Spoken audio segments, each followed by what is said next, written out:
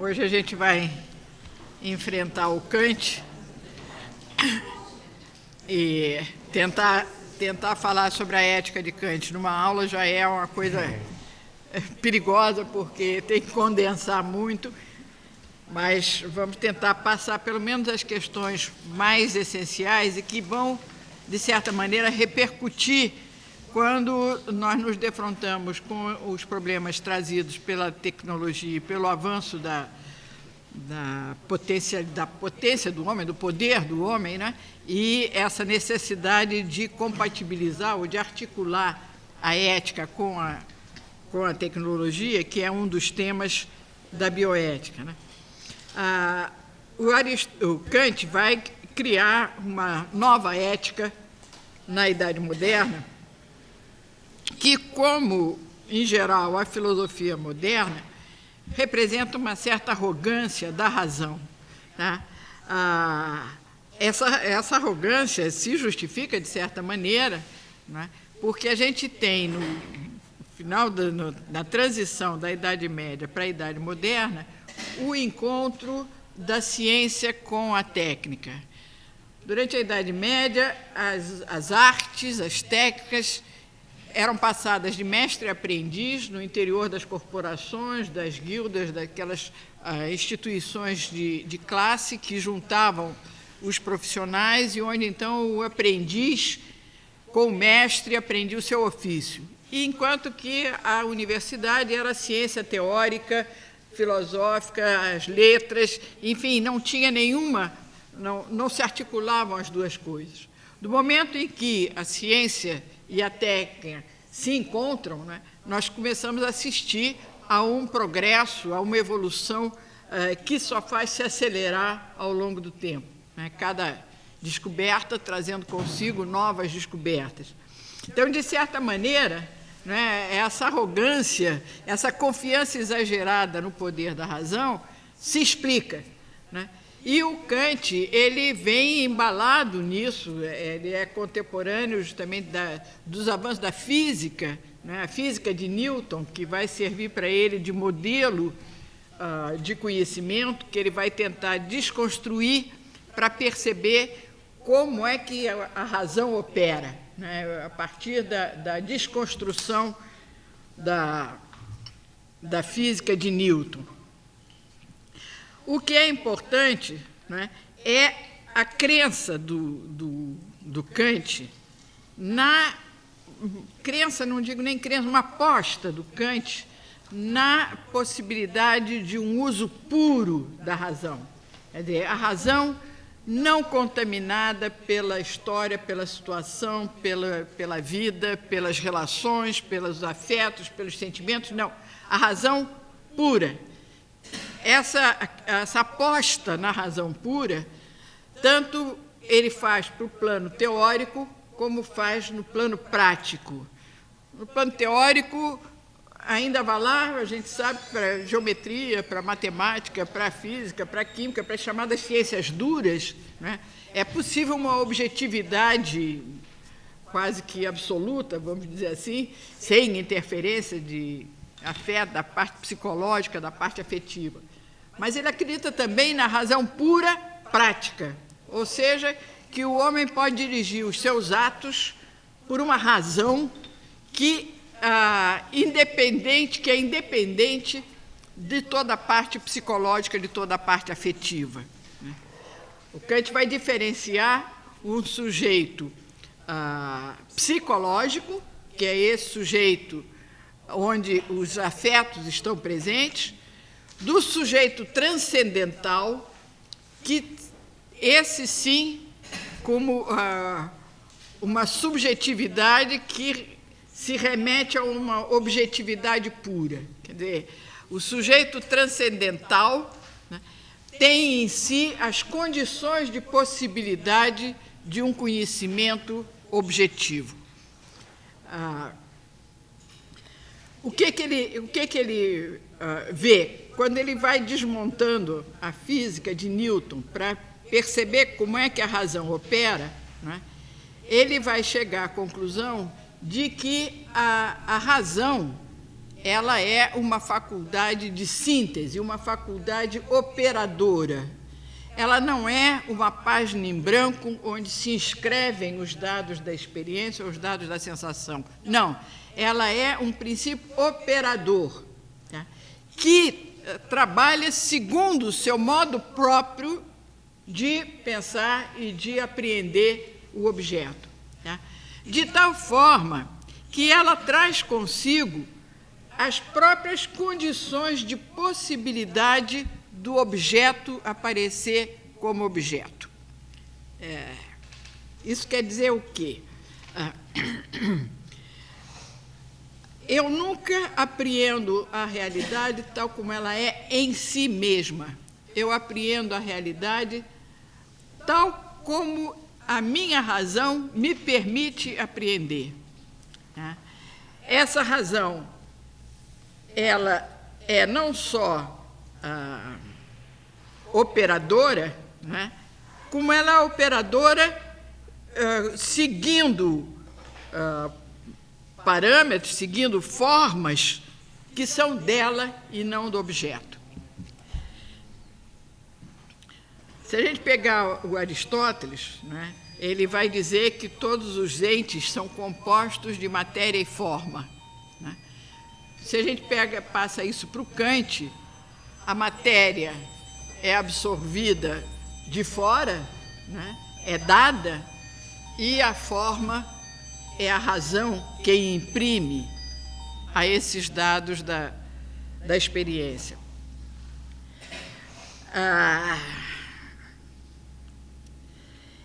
Nesse trabalho, né, da razão captar o objeto, ela, na realidade, ela constrói o objeto. Né? Na introdução da Crítica da Razão Pura, o Kant diz que a razão se comporta não como um aprendiz que absorve os dados da experiência, mas como juiz togado que obriga a testemunha a responder às suas questões. Quer dizer, a razão vai com as questões e vai procurar as respostas na experiência, mas ela é quem formula as questões e ela é quem estabelece como essas questões devem ser respondidas. Tá? Ela é que tem os critérios para dizer que, enfim, chegou ao conhecimento que ela pretendia. Porque aquilo que ela tem como objeto satisfaz o seu modo de apreender. Tentando traduzir um pouco mais. Eu sei, né, se alguém me conta uma história, me conta um caso, me conta um evento qualquer, eu pergunto, mas quando foi? Mas onde foi? Se a pessoa não sabe me dizer nem quando, nem onde, eu vou ficar em dúvida se realmente aquilo aconteceu ou não. É dizer, para que eu veja alguma coisa como real, para que eu apreenda alguma coisa como real, essa alguma coisa tem que estar localizada no espaço e no tempo. Não porque o espaço e o tempo sejam realidades em si, fora do sujeito, mas porque eu só consigo apreender o real como localizado nas formas de espaço e de tempo. Então, nós estamos aqui dentro de uma sala de aula, eu estou diante de vocês, vocês estão ao lado um do outro, essa sala lá fora tem um corredor, né? Aqui dentro está frio, está quente, uma série de relações espaciais, como uma série de relações temporais, hoje, aqui, agora, daqui a 10 minutos, ano passado, ano que vem, há um século, que não me são dados. Essas relações espaço-temporais, sou eu que vou com elas para apreender o real. Elas não me são dadas. Tá? De onde é que eu aprendi a noção de em frente, ao lado, atrás, à esquerda, à direita, dentro, fora, longe, perto? A minha razão já vem armada com todas essas noções que derivam das formas de espaço e tempo. Tá? Então, com isso, ela constrói o objeto apreendido, que vai ser chamado por Kant do fenômeno, o que se manifesta. O que se manifesta tal como eu sou capaz de perceber essa manifestação. Tá?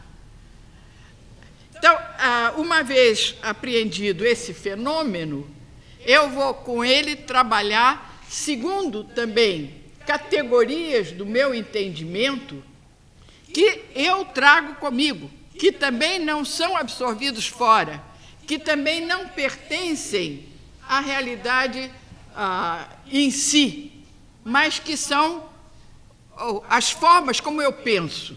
Tá? Então, identidade, causalidade, possibilidade, impossibilidade, afirmação, negação, relação, tudo isso são categorias do entendimento. Para pensar, eu tenho que articular em termos de causa e efeito, eu tenho que dizer se é possível ou impossível, eu tenho que dizer se é ou se não é, tenho que dizer se existe em si ou se existe em outro. Quer dizer, eu vou mapeando a realidade com categorias que são universais, que pertencem à razão em virtude da sua própria natureza. Tá? Então, o que acontece? No plano teórico, não é, eu só consigo apreender o objeto enquanto fenômeno. E não tenho como saber, né, não tenho acesso à realidade tal qual ela é em si mesma.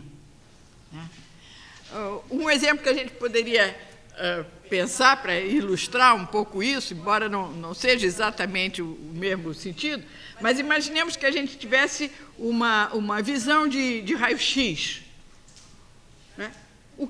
Como é que esse mundo nos apareceria se nós tivéssemos um órgão de visão, né, diferente, com potencial diferente daquele que nós temos? Né? Como é que esse mundo apareceria para nós?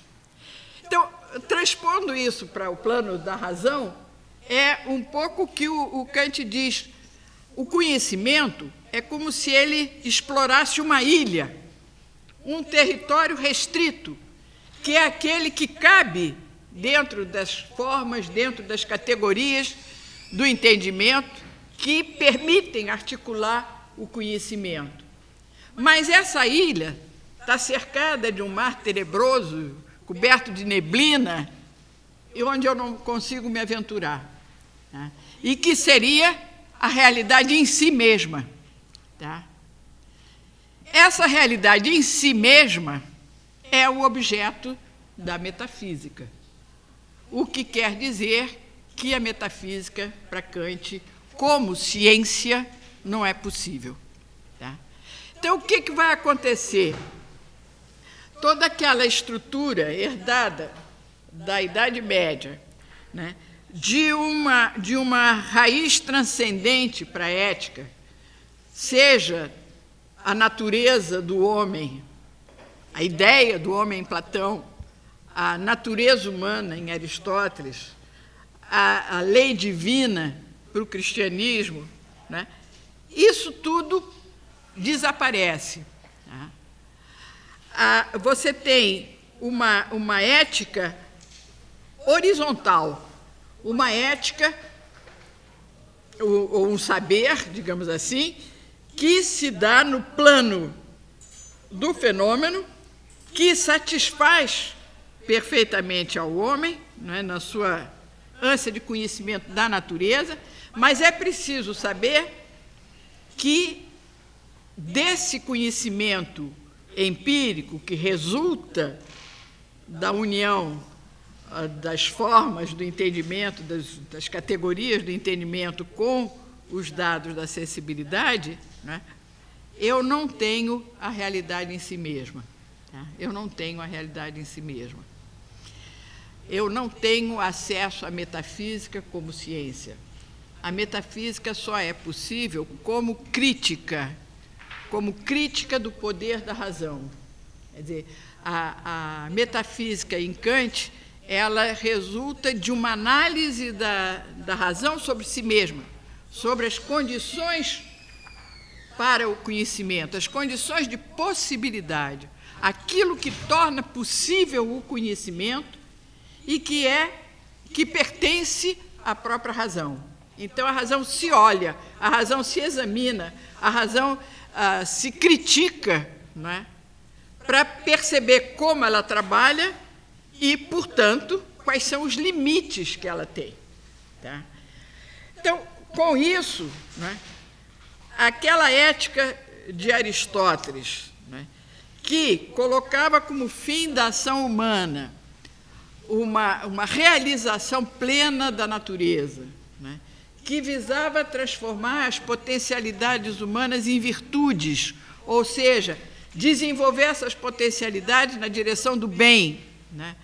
A crença num bem, nada disso encontra mais suporte em função do pensamento kantiano. Ele corta, né, o vínculo, corta o elo, corta aquilo que permitia articular, não é, o mundo que nós temos ao nosso alcance, pelo conhecimento, né, com um fundamento metafísico que daria sentido, que explicaria, em última análise, a realidade tal como ela é.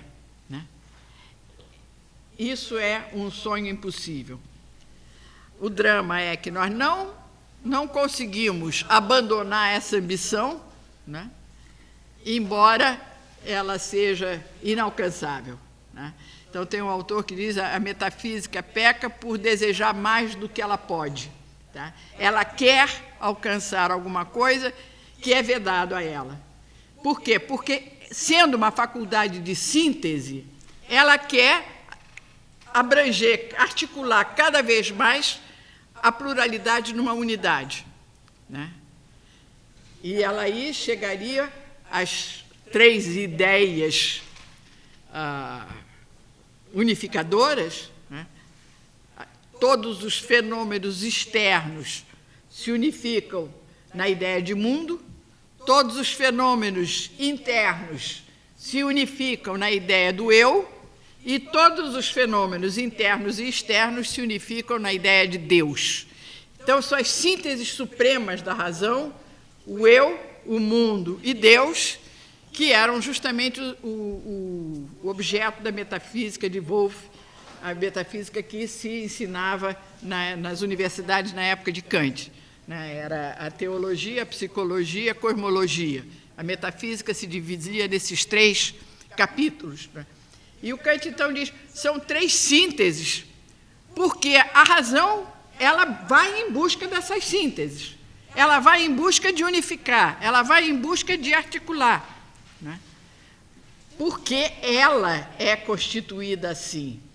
Não porque haja realmente uma conexão entre todas as coisas constituindo o mundo, uma conexão, um eu substancial, princípio da minha vida, ou, né, um Deus criador de todas as coisas e onde se encontraria a última razão de ser do universo, do homem, da história, do mundo, etc.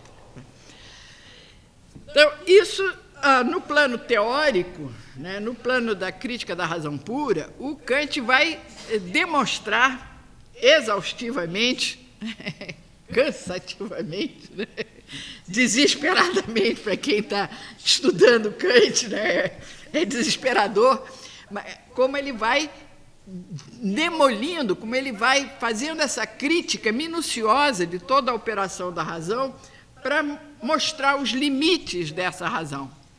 Ela é capaz de conhecer a realidade empírica, ela é capaz de conhecer o fenômeno, desde que ela recolha um alimento que vem de fora, uma matéria que lhe é dada, para que ela, então, faça a forma. Se ela não tem esse material, se ela não tem essa experiência, se ela não tem esse dado para trabalhar, as formas vão operar no vazio. Tá? As formas operam no vazio. Então, eu junto a categoria de causalidade, com a categoria de identidade, com a categoria de infinito, com a categoria... E aí eu crio uma ideia de Deus, por exemplo. Tá? Eu peguei essas categorias que estão no meu entendimento para que eu articule aquilo que eu percebo, né? Eu passo a operar com elas sozinha, elas vazias, e aí eu vou criar a metafísica. Tá? Então, a metafísica é fruto desse trabalho inócuo, não é? De aplicação de formas no vazio, e que eu tanto posso provar que sim, como provar que não. Então, a última parte da dialética da razão pura, né? A última parte da crítica da razão pura, ele começa a provar que sim, que não. Todos os argumentos que provam a existência de Deus, todos os argumentos que são contra a existência de Deus, todos os argumentos favoráveis ao determinismo, todos os argumentos favoráveis ao indeterminismo, enfim, todas as teses metafísicas, como é que elas têm argumento a favor e argumento contra. Tá? Então, com isso, né, você tem um desligamento, né, da ética em relação a qualquer coisa que transcenda o mundo do homem. Tá? A base da ética é solapada completamente. Tá? Só que Kant, ele é, pessoalmente, uma pessoa rigorosa, de uma família pietista, piedoso, enfim, ele não se conforma, digamos assim, né, com o estrago que ele mesmo faz na ética. Isso é uma das interpretações que se dá, discutível, mas ele, então, vai fazer uma análise da crítica da razão prática, né, onde ele vai tentar restaurar ou resgatar de novo a validade de uma ética e o fundamento de uma ética e como é que seria, então, essa ética. Então, essa ética vai brotar do uso da razão na determinação do comportamento. Quer dizer, eu não vou buscar o princípio dessa ética numa transcendência, seja ela a natureza humana, seja Deus, seja a tradição, sejam os costumes, sejam, enfim, nenhum critério exterior ao homem. Eu vou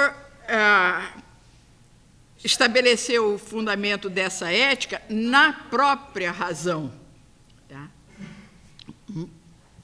Desde que essa razão seja a razão pura, quer dizer, a razão do sujeito transcendental, a razão não contaminada por afetos, não contaminada por emoções, não contaminada pelo psicológico. Tá? Uma ética que não depende da autoridade, não depende da tradição, não depende dos costumes, não depende da censura pública, não depende de uma lei imposta de fora por um poder absoluto. Né? Então, nem é Aristóteles, nem é Hobbes. Tá? Quer dizer, não é uma lei imposta por um Estado absoluto, né? Mas não é uma lei da natureza, não é uma lei da tradição. Né? Então, para o Kant, né, essa razão se manifesta na forma de um imperativo. Tá? E o ponto de partida, o fato de onde o Kant vai partir, é a consciência do dever. Tá? É aí que ele vai encontrar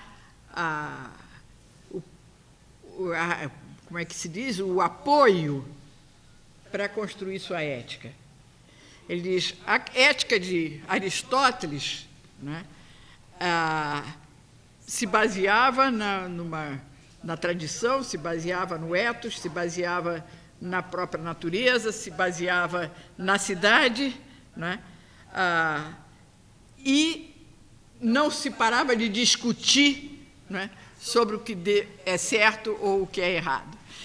Todas as éticas anteriores elas eram objeto de discussão, de discordância. Cada um dizia que o bem estava num lugar diferente, ou o bem era o prazer, ou o bem era a autodisciplina, ou o bem era a liberdade, o bem era a autonomia, o bem era a justiça, o bem era a segurança. Quer dizer, cada corrente de ética colocava o bem num lugar diferente. Aí o Kant diz, a consciência do dever é uma coisa que todo homem tem. Se eu digo, eu devo, é porque eu posso dizer, eu posso. Então, o dever, a consciência de dever, que seria um fato universal no ser humano, né? Essa consciência do dever, essa constatação de que eu vejo que eu devo fazer algo, ou que eu deveria ter feito algo, ou que eu devia ter agido assim ou assado. Essa consciência de dever, né, me revela que eu sou um sujeito livre. Porque se eu devia fazer isso, é porque eu podia não fazer. Se eu só tenho uma opção, se eu só tenho uma alternativa, se eu não tenho nenhuma possibilidade de escolha, né, eu não digo eu devo, eu tenho que fazer isso, não tem como. Mas quando você está no plano moral, surge essa consciência do dever, né, e daí Kant diz que surge a liberdade. Tá? A liberdade. Em que vai consistir essa liberdade? Num comportamento que é exclusivamente regido pela racionalidade. Quer dizer, o comportamento racional e comportamento livre são sinônimos. Tá? O comportamento regido pela afetividade, o comportamento regido pela emoção, pelo sentimento, tá? Ou por qualquer situação extra, né, é um comportamento não livre. Tá? É um comportamento não livre. Eu estou obedecendo a alguma coisa fora de mim. Tá?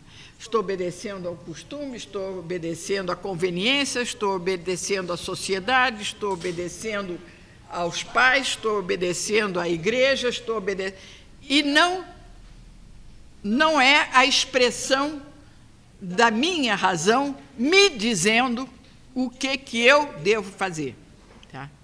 Então, o princípio válido para a ética seria desse sujeito consigo mesmo, mas desse sujeito razão pura, desse sujeito transcendental, desse sujeito que está acima de afetos, sentimentos, emoções. É claro que essa ética de Kant, depois que surge a psicanálise, a descoberta do inconsciente com Freud, né, é muito difícil da gente continuar confiando nessa possibilidade, né? Mas, em todo caso, na época dele, isso ainda não tinha surgido. Kant é contemporâneo da Revolução Francesa, de toda aquela rejeição de tudo que representava o antigo regime, né? Toda aquela convulsão que acontece na época da Revolução Francesa, onde praticamente tinha ruído toda a realidade histórica que servia de parâmetro, de referência para o homem, né?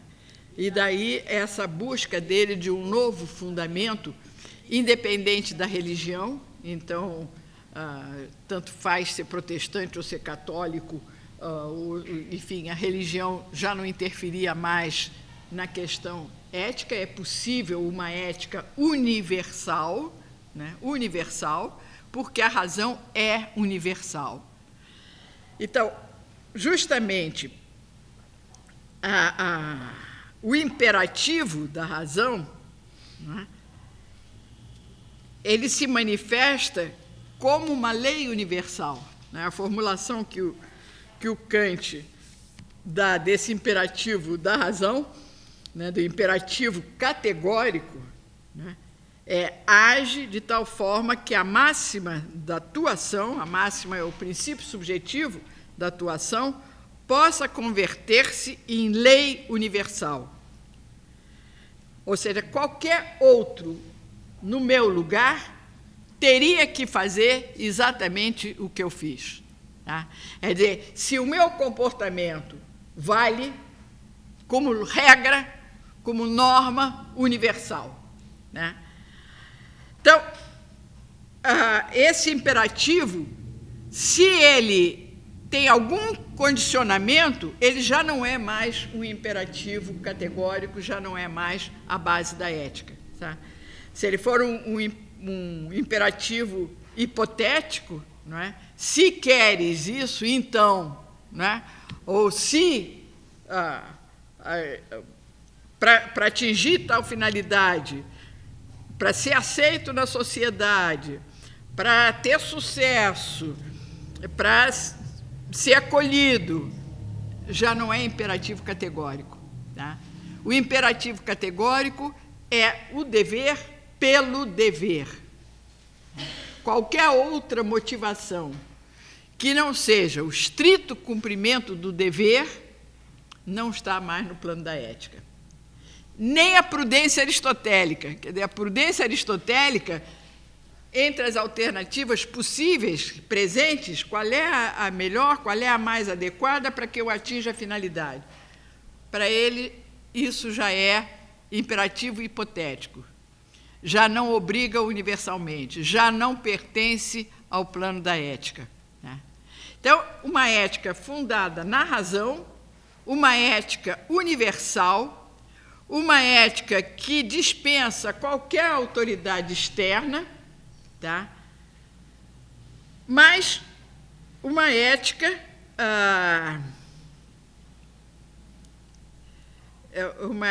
que fica puramente no formal.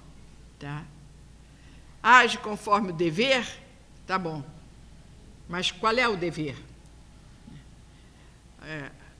Quando, né, vários deveres estão aí, qual que eu cumpro? Né? Quando esses deveres se contradizem, como saber que eu devo agir dessa forma e não da outra? Né? Dá o exemplo do filho que vai para a guerra e abandona a mãe, qual é o dever? Ficar com a mãe idosa como fidelidade filial ou ir para o exército e defender a pátria? Né? Nessa lógica puramente formal, você não teria como decidir isso aí. Né? Então, nessa discussão, né, da ética do Kant com as éticas tradicionais, ele vai sempre buscar na necessidade e na universalidade o sinal da presença da razão. Quer dizer, tudo aquilo que é universal e necessário, que é apreendido como universal e necessário, é obra da razão. Tá? Então, a ética tem que ter essas características de necessidade e universalidade para a gente poder dizer que ela efetivamente é uma ética da razão. Tá? Bom, então, em vez de perguntar, como Aristóteles faz, como agir para ser feliz, como agir para alcançar a justiça, como agir para encontrar a harmonia, né? Ou como agir para atingir o pleno desenvolvimento das minhas potencialidades, né? Ele diz, não, a questão ética deve ser como agir para ser digno de uma felicidade à medida do homem. Se eu estou agindo assim para ser feliz, eu já estou pondo o objetivo da minha ação fora do imperativo.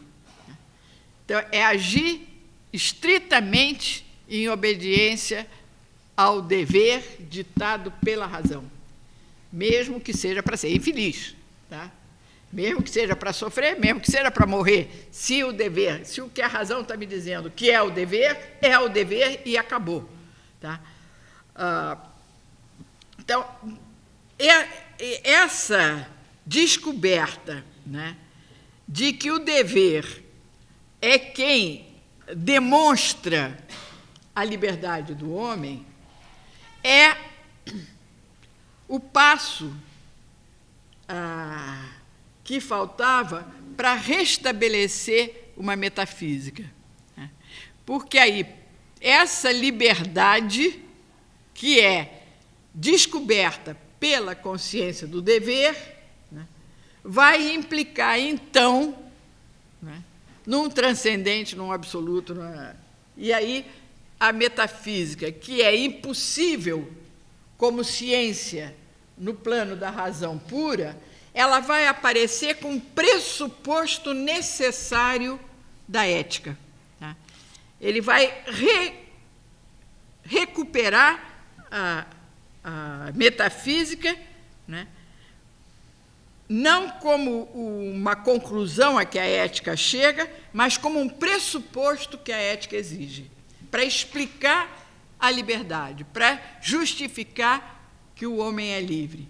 Aí você vai ter aí, novamente a ideia do eu recuperada, né, como um sujeito livre, como um portador da razão, e, a partir daí, você vai, então, conseguir recuperar toda a metafísica. Então, o que a gente vai encontrar no Kant, né, eu vou citar aqui, tudo na natureza age segundo leis.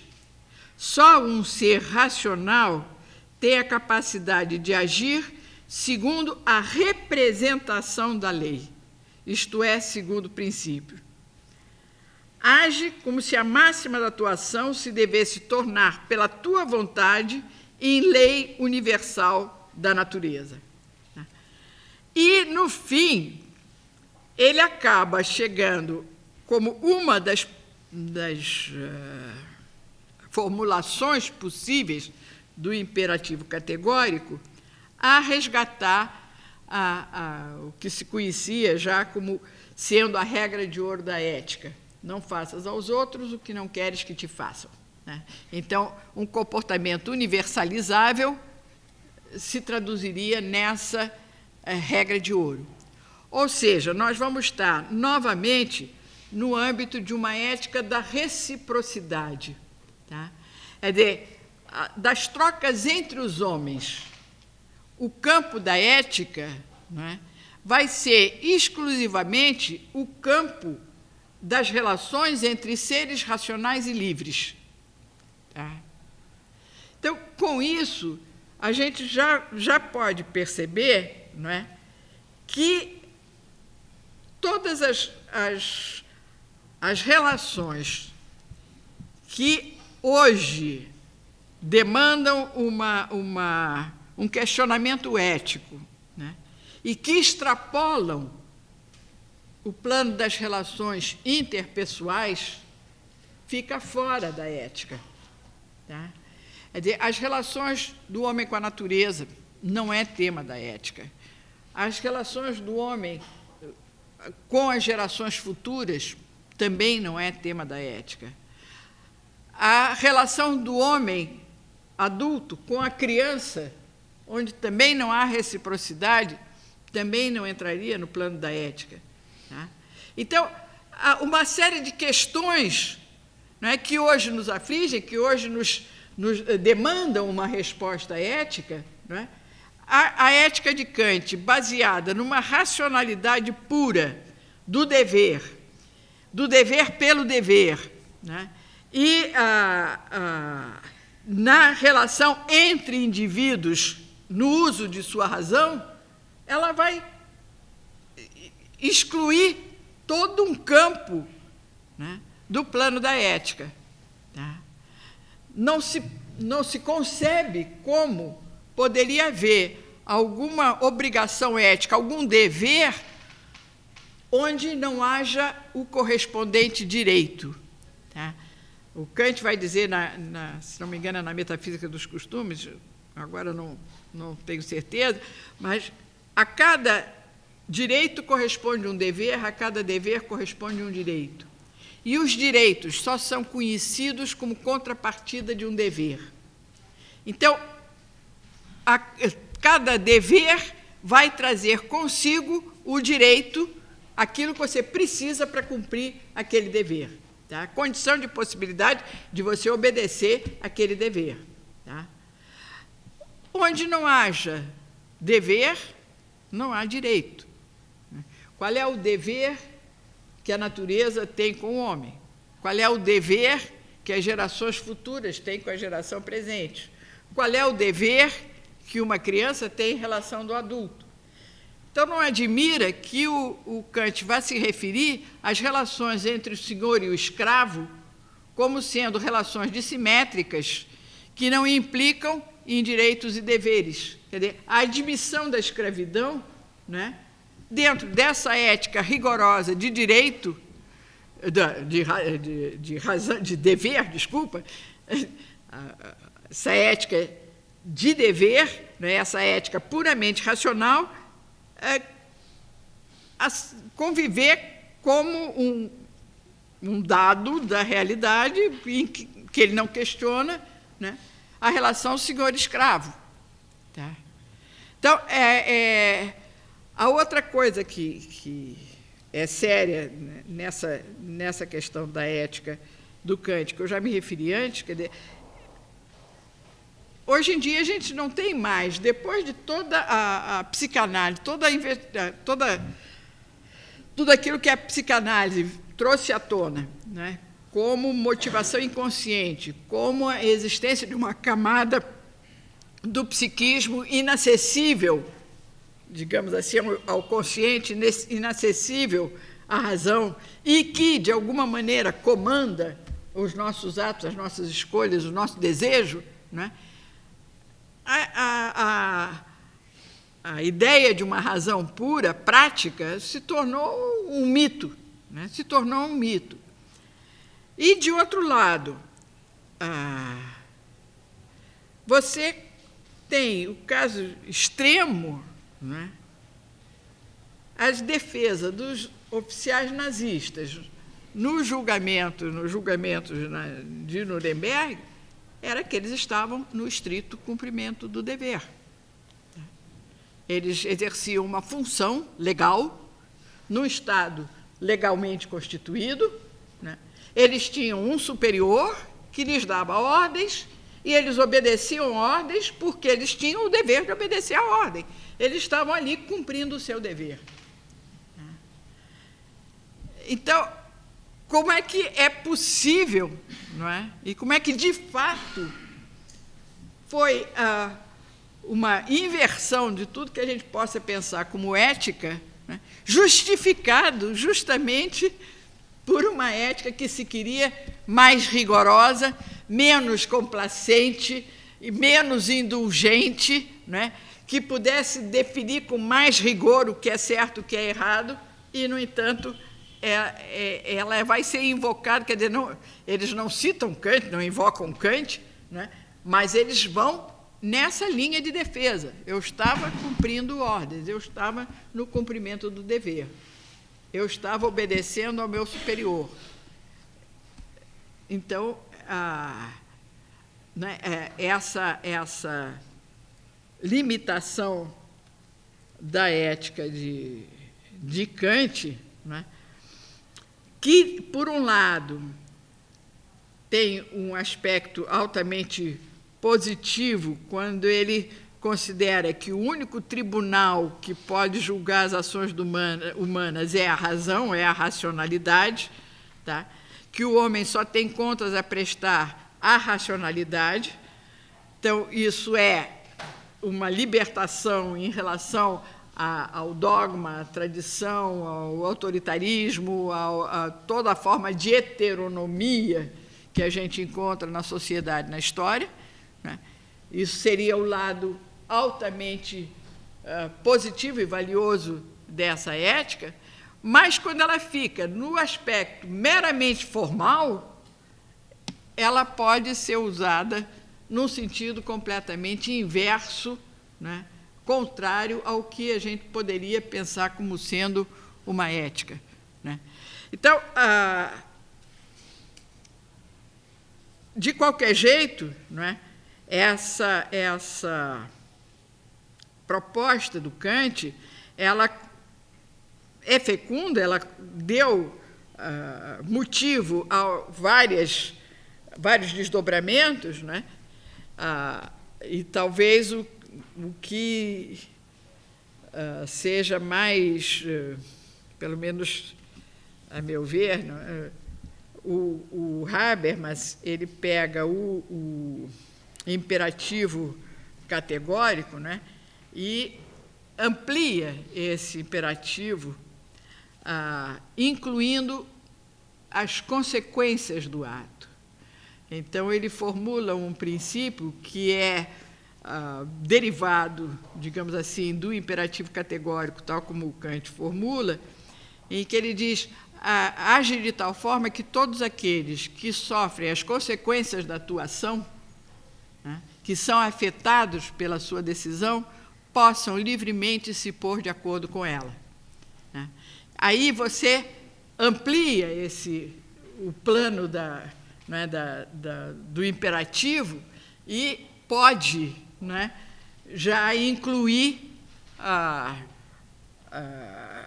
as relações do homem com a natureza, com o meio ambiente, o patrimônio genético, a herança que ele vai deixar para as futuras gerações. Tudo isso passa a poder ser considerado como uma questão ética, né, quando você formula o imperativo da forma como Habermas formula, né? Como é preciso levar em consideração não só que a ação é feita de acordo com a razão, mas que as consequências dessa ação possam ser aceitas por todos aqueles que são afetados por ela. Aí você juntaria a questão das consequências do resultado da ação, que vem da ética pragmática, tá? O critério do pragmatismo, é bom aquilo que dá bom resultado, é mal aquilo que dá um resultado ruim. Então, é pelos frutos que se conhece a árvore, né? Eles pegam e interpretam essa questão dos evangelhos nessa linha, né? É pelo fruto que se conhece a árvore. Então, se o resultado é bom, é porque o ato foi bom. Então, o resultado, a consequência da ação, seria um critério que permite diferenciar o certo e o errado, o justo e o injusto, o bom e o mal, enfim, seria um critério ético a ser adotado. Tem o defeito de que, quando isso é reduzido ao plano do indivíduo, né, o que dá certo para mim. E, com isso, também a gente tem toda aí uma justificativa de comportamentos, né, quando é reduzido esse princípio ao que dá certo com vistas ao indivíduo e não o que dá certo com vistas à comunidade, com vistas à humanidade como um todo, né? Então, essa possibilidade de universalização, né, é que poderia contrabalançar a deficiência do pragmatismo, por um lado, né? E a racionalidade como podendo nos guiar na prática, né?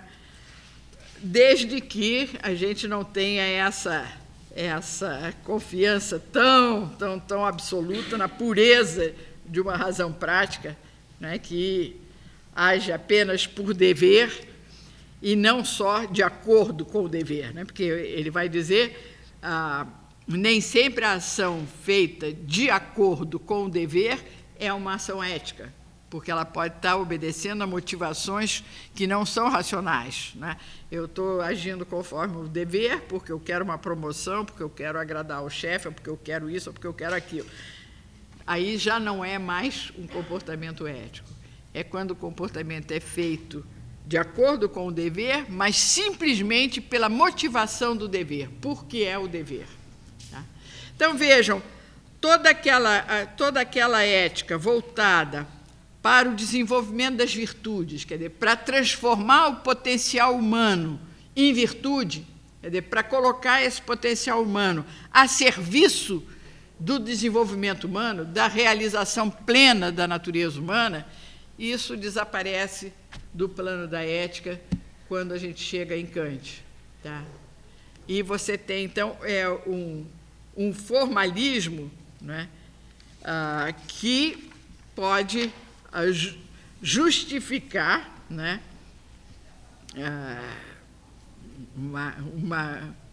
comportamentos que visivelmente, ou que ninguém pode aceitar como sendo justo, como sendo ético. Eu não sei se eu consegui passar para vocês o essencial. O Kant é um autor extremamente difícil, né? Mas eu espero ter colocado algumas coisas que são importantes para isso. Não sei se está na hora.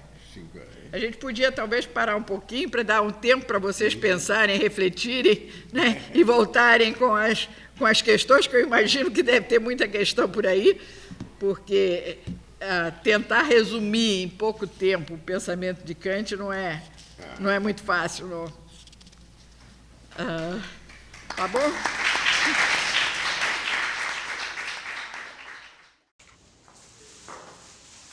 Então, vamos retomar a... Eu vou fazer só um pouquinho, que eu não chamei atenção para isso, né? Porque há uma interpretação do Kant do sentido da história, nessa que ele vê a história como uma conquista progressiva da racionalidade. Né? A gente não percebe isso se a gente olha para um período curto, porque a história é feita de idas e vindas, de recuos e de avanços, mas se nós olhamos um grande período de tempo, para ele a gente veria como progressivamente o homem foi se apropriando da própria racionalidade e se libertando de tudo aquilo que impedia ele de pensar livremente. Né? E é dos pensadores que mais força dá à questão do iluminismo, né? da luz natural da razão. Aquela palavra do iluminismo, né? Sapere aude, ousa pensar por ti mesmo. Né? Ousa pensar por ti mesmo. Nesse sentido, né, essa busca de uma maioridade do homem, e o Kant vai dizer que cada vez que a gente obedece à tradição, obedece à autoridade, a gente está numa situação de menoridade. Quer dizer, nós não conquistamos ainda a maioridade enquanto a gente não se torna senhor de si mesmo, sujeito da sua própria vida.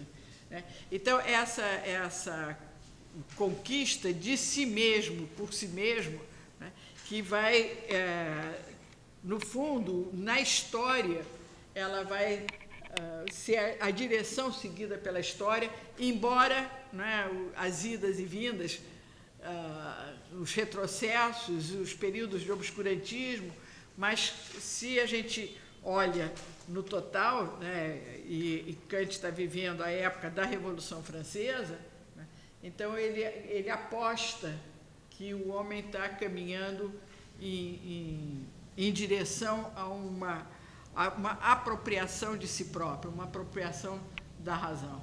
Né?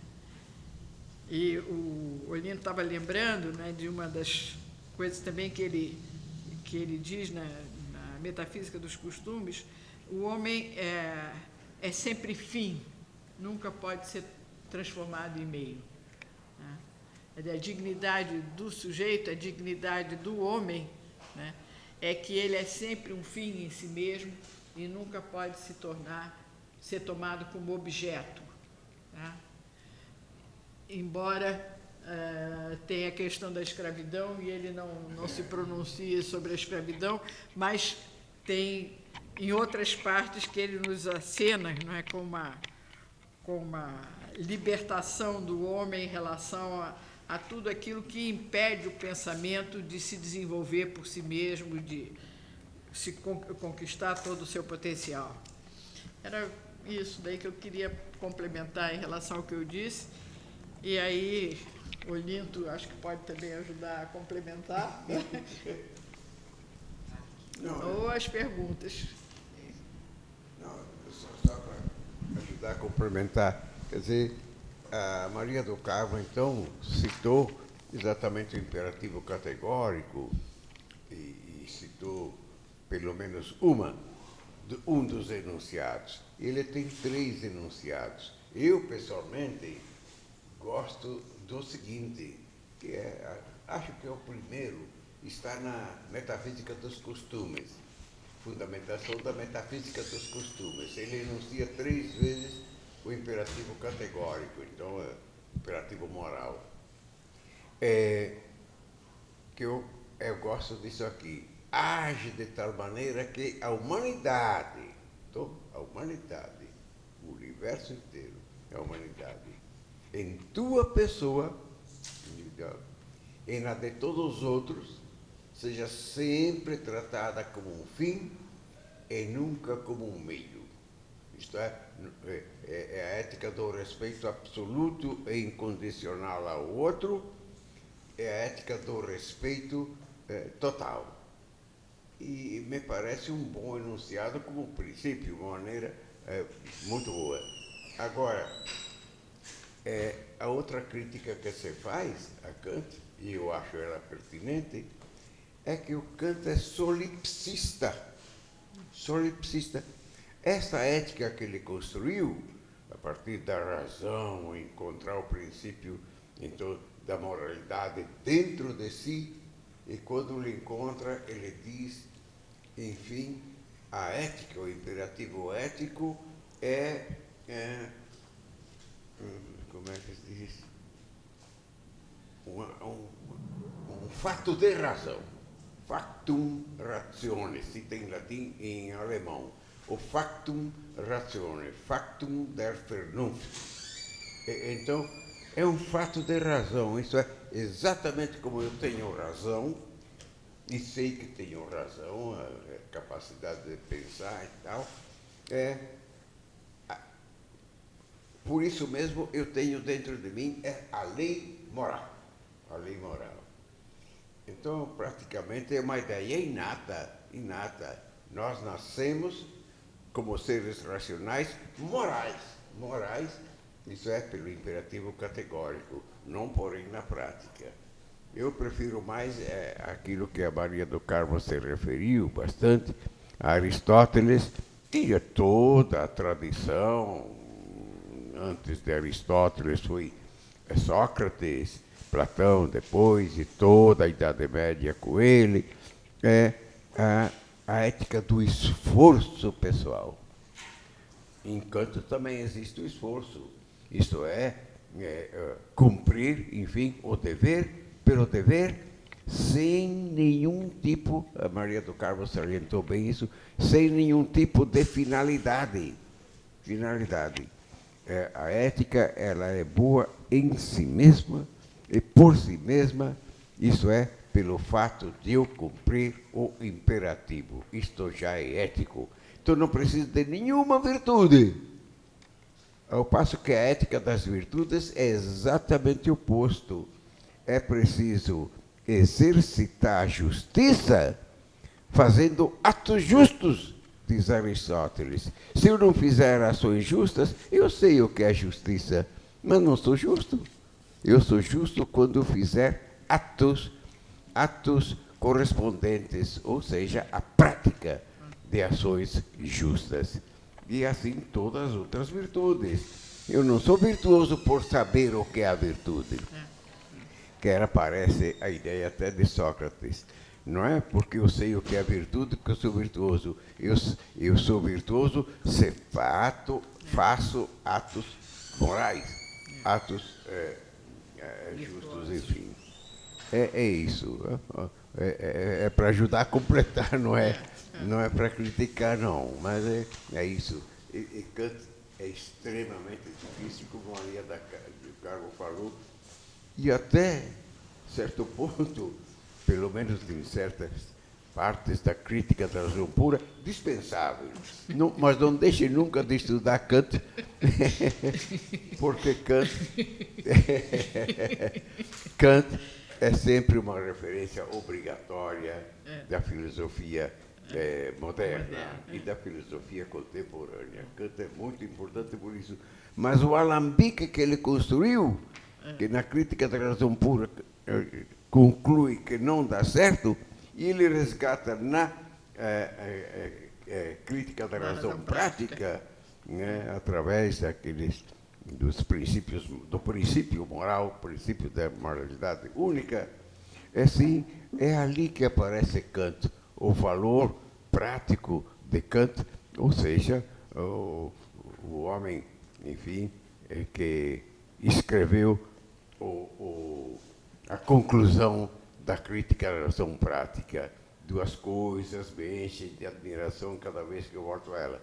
O céu estrelado sobre mim, isto é, o mundo físico, do qual meu corpo está integrado, e depois a norma e a moralidade, o princípio da moralidade em mim, que me leva a um outro mundo, diferente desse, um mundo infinito. Né? É bonito. Kant ali é poeta, vira um poeta, e o Kant duro, seco, como a Maria do Carmo apresentou. É só isso. Eu queria só repetir isso que o professor falou. Kant, apesar de ser difícil né? Ainda sou novata, então não deveria falar isso mais às vezes.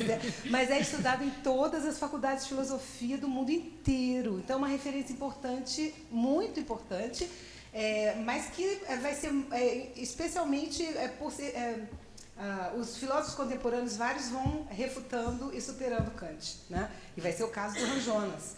O Hans Jonas e o Pierre Bank, que foi falado bastante na aula de Aristóteles, eles propõem, a gente vai falar sobre isso numa aula de Hans Jonas, um imperativo categórico, inspirado no imperativo kantiano, só que com mudanças importantes. Então, o Hans Jonas vai fazer um imperativo que diz: haja de tal maneira que tua ação não ameace a vida humana futura na Terra, a vida autêntica humana futura na Terra. E o Obank faz um imperativo, diz assim: haja de tal maneira que a tua ação não comprometa a integridade da natureza, a integridade do homem e a amizade e a paz entre os homens. Então, assim, amizade e a paz entre os homens. Né? Então, tanto o Bank como o Jonas têm críticas severas a Kant. Né? Eles criticam, inclusive, essa história de que só o homem tem dignidade, porque para o Jonas a gente vai ver tudo tem dignidade, pelo simples esse copo tem dignidade, uma ameba tem algum grau de dignidade, não é que tudo tem a mesma dignidade, mas tudo é digno, pelo simples fato de existir. Né? Então, esse é um dos pontos de crítica, mas ele serve ambos criticam e ambos se inspiram nele, né? Nas suas propostas, né, categóricas, suas propostas de ética. Né? Então, a gente vai comentar um bocado disso, essas críticas de Kant na aula de Ética do Futuro, em breve. Né? Eu queria também complementar isso que você falou, o que ficou do Kant, que é impossível regredir antes dele, quer dizer, não há como deixar de ignorar o que ele diz, é a questão da construção do objeto pelo sujeito. Vai mudar o que preside a essa construção. Quer dizer, no Kant é a razão pura, né? Mas no Marx seriam as condições econômicas, né, que produzem uma superestrutura, uma ideia, uma ideologia. Enfim, na fenomenologia, né, o objeto é construído. O objeto é construído por nós. O objeto é uma construção do sujeito. como esse objeto é construído, haja reflexão, haja pesquisa, haja discussão em cima dela, mas já não é mais possível regredir antes de Kant, né? Então, ele é um marco dentro da filosofia, né? Também por conta dessa noção do objeto construído pelo sujeito.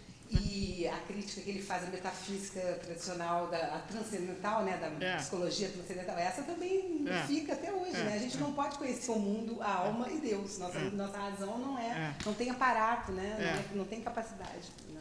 Escapa ao campo da razão. Boa noite. Professora, a senhora usou como exemplo os nazistas, né, agindo, eles agiriam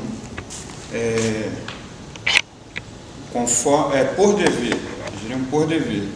E o exemplo da pessoa que quer almeja uma promoção, né, no emprego, aí ela agiria então conforme o dever, mas não por dever.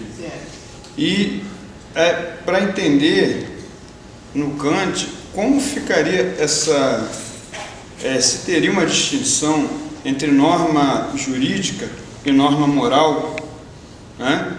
Porque se tem essa distinção, então os nazistas estariam agindo de acordo com a norma jurídica, mas a norma moral deles dependeriam deles, né? do indivíduo. Então, para entender se o nazista realmente teria como usar essa argumentação dentro da ética kantiana, dele estar agindo por dever, né? Porque se ele não estaria só agindo conforme dever, para ficar clara essa questão, eu acabei ficando confuso, eu achei que eu sabia, mas agora não sei mais se eu sei, dessa questão, essa questão da lei. Se o indivíduo ele age com medo da lei, porque a lei é uma imposição, né? A lei não precisa corresponder à sua norma moral, a norma jurídica não precisa, você tem que obedecer, você obedece com medo de ser punido. Então, se o indivíduo ele age conforme a lei, né? Então ele estaria agindo por dever ou só conforme dever, mesmo que ele discorde da lei moralmente. Aí não há como você saber a priori você tem no direito que ele julga os atos externos, né? A relação, o comportamento do homem para fora, né? Ele é no espaço público, ele é no espaço das relações entre os homens. Aí é que a lei jurídica atua. Ela não atua sobre a consciência, ela atua sobre os atos, né? Então, você teria o agir de acordo com o dever, a sociedade de acordo com o dever, a lei não pode fazer nada contra você porque você está agindo de acordo com a lei, né?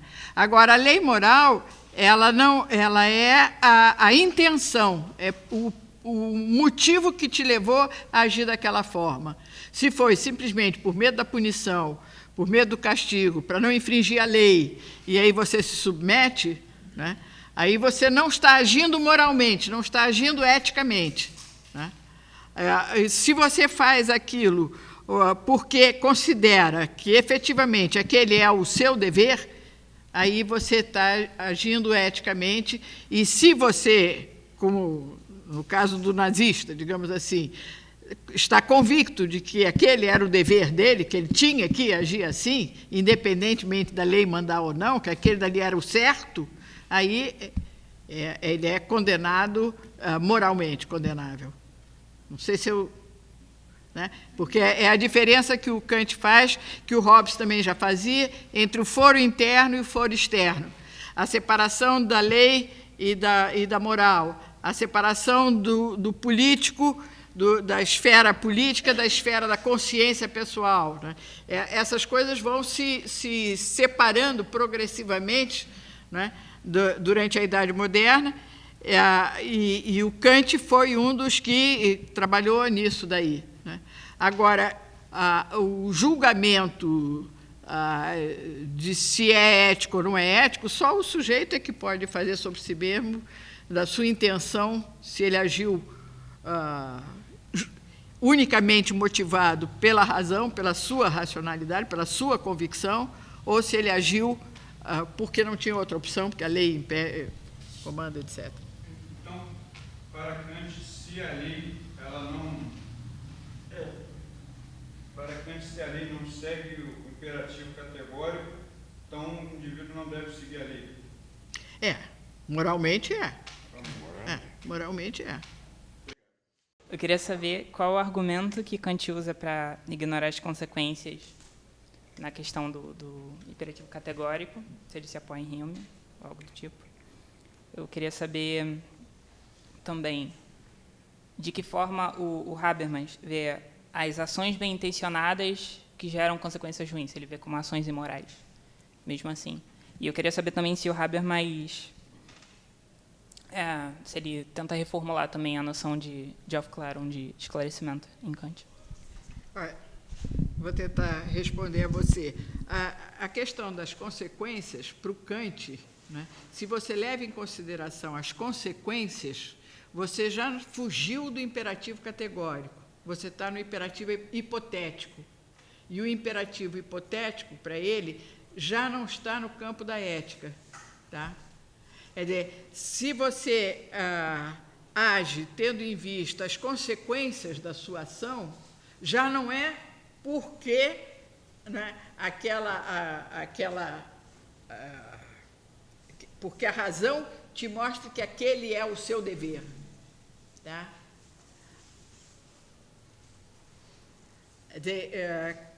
O que ele diz, repete muitas vezes, né, é que toda vez que você justifica por algum motivo a sua ação, você já saiu do plano da razão pura, do plano do imperativo categórico.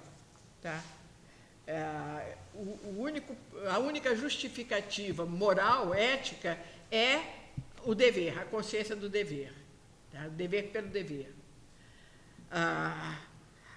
Quando Habermas coloca essa questão amplia o princípio, o imperativo categórico, através do que ele chama o princípio universal, né?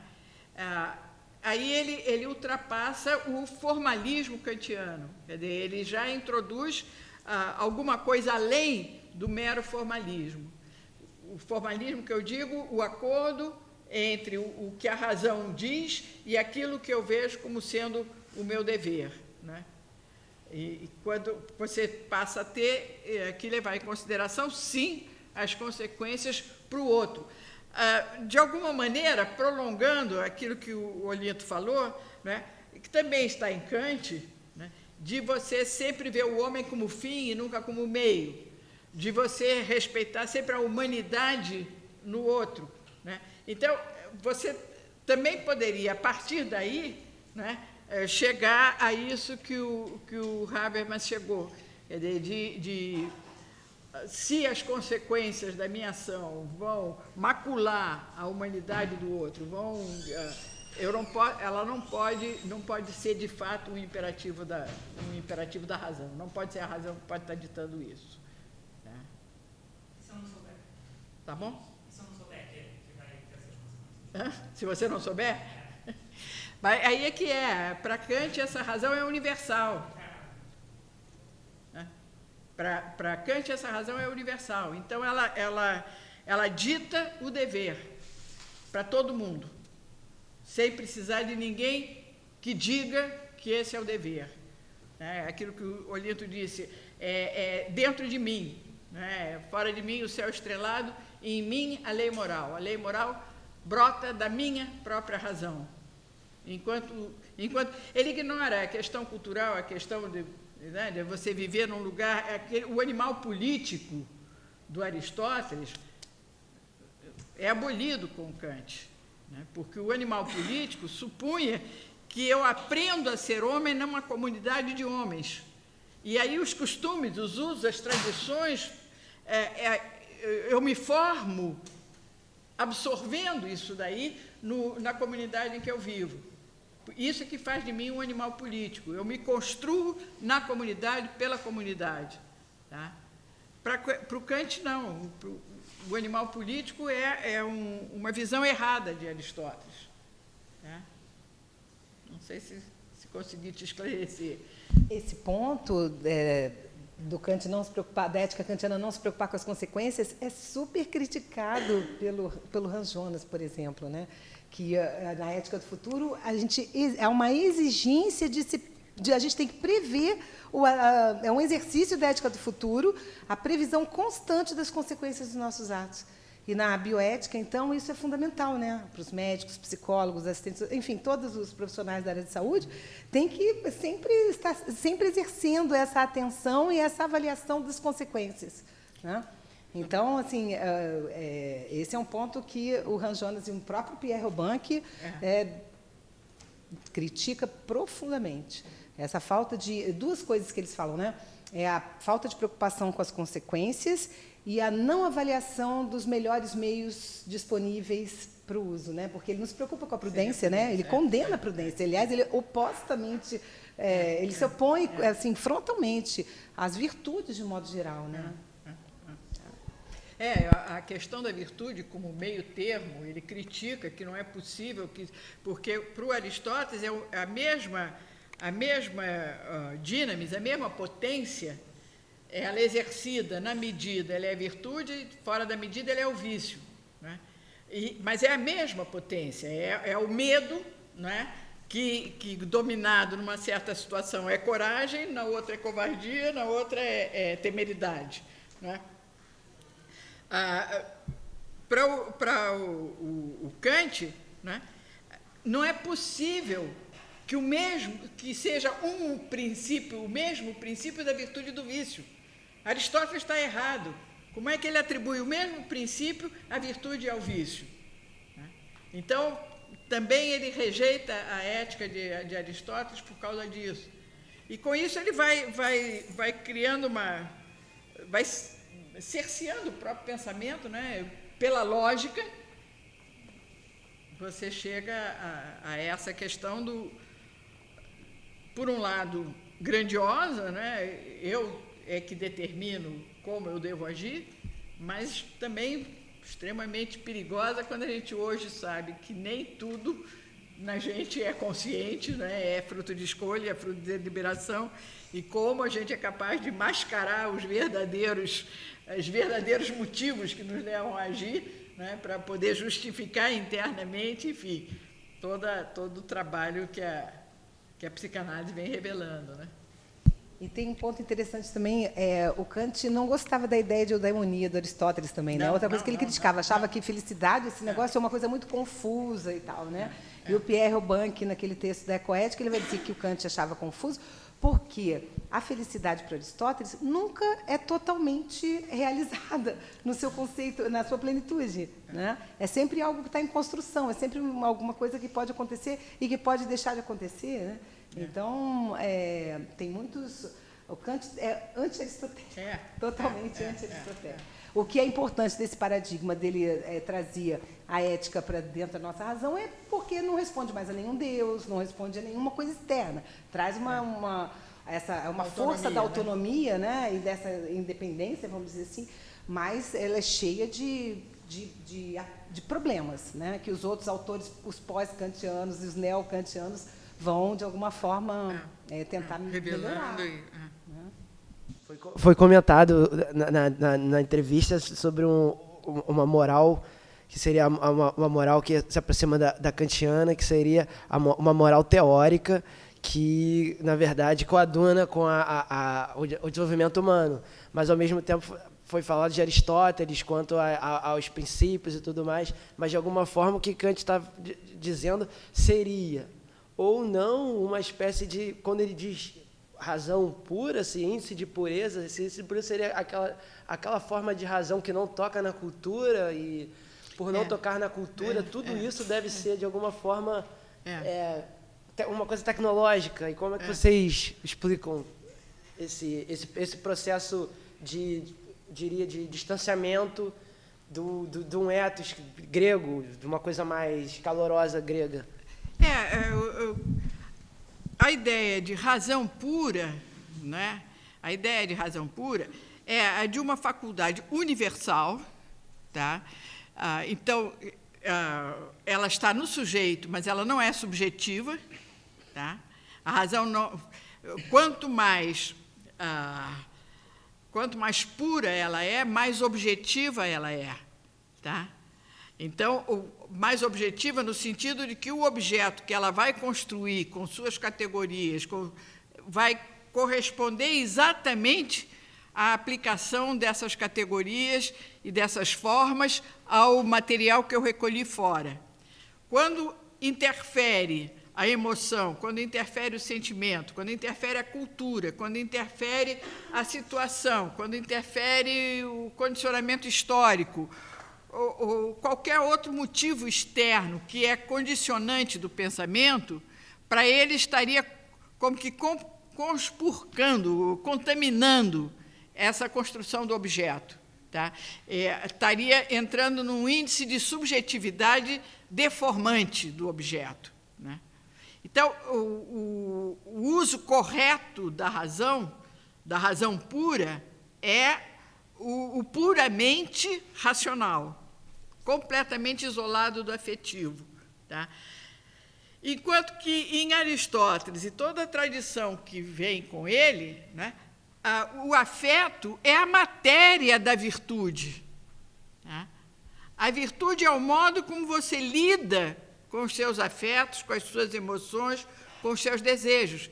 É isso que você tem que elaborar, é isso que você tem que controlar, é isso que você tem que encontrar a medida justa, né, para poder ser virtuoso, para poder viver em paz, ter uma boa vida, para poder agir bem, para poder ser feliz, né, que são os objetivos da ética de Aristóteles. Então, em Aristóteles, você tem que beber no que você encontra em volta de você, né, na sociedade. Você tem que aprender isso na comunidade, na sociedade, enquanto que em Kant é aquela mesma postura de Descartes, né? Fechar as janelas, esquecer o que leu nos livros, esquecer o que os meus mestres ensinaram, e só eu, com o uso da minha razão, encontrar o fundamento. O Kant vai nessa linha no plano moral. Tá? Eu não preciso de prestar atenção a nada, a me dar conta de tradição, de cultura, de nada. Eu tenho que simplesmente, com a minha razão, perceber qual é o meu dever. Então, isso é possível ou não? Né? Até que ponto que, isso é, que a gente consegue? É porque senão não grava. Aí vai ser o último comentário do Vinícius. Não, mas agora que eu vou falar, não está legal.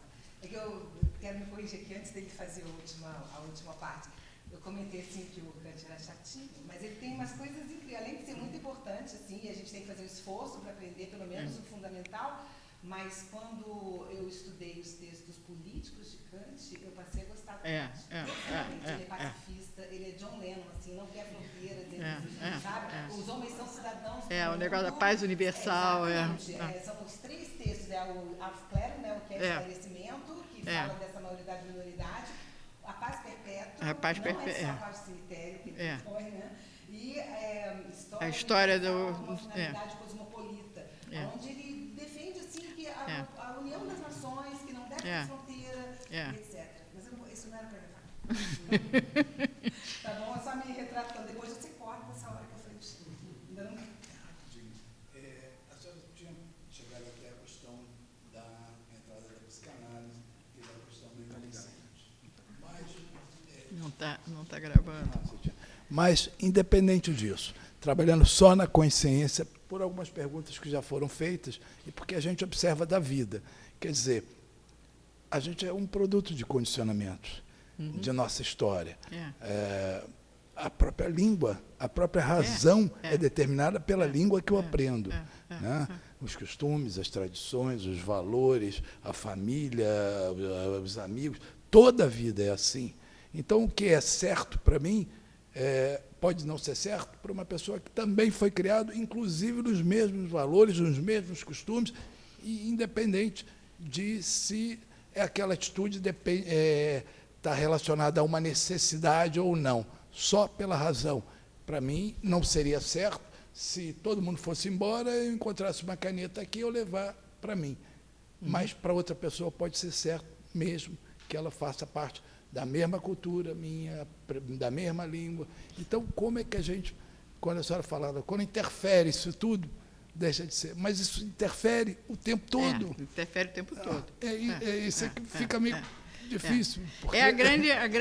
A crítica que se faz à ética do Kant é justamente esse formalismo que ignora, né, ou que nega todo esse enraizamento do homem num contexto, numa cultura, numa sociedade, em valores, né, e para ele, justamente, a ética de Aristóteles, que levava esse tudo em consideração, era uma ética a que faltava rigor. Era uma ética complacente. Tá?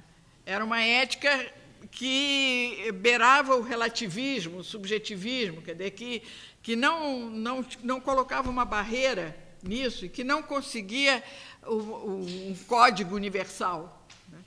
E era essa crítica que ele fazia à ética tradicional, às éticas tradicionais. Né? Ele critica por causa disso, que elas não chegaram a uma ética rigorosa, não alcançavam o rigor. E esse rigor ele pretende alcançar com essa consciência do dever que todo mundo tem. Se todo mundo tivesse, seria maravilhoso. É assim. Tudo bem, então? Então, obrigada, professora. Obrigada.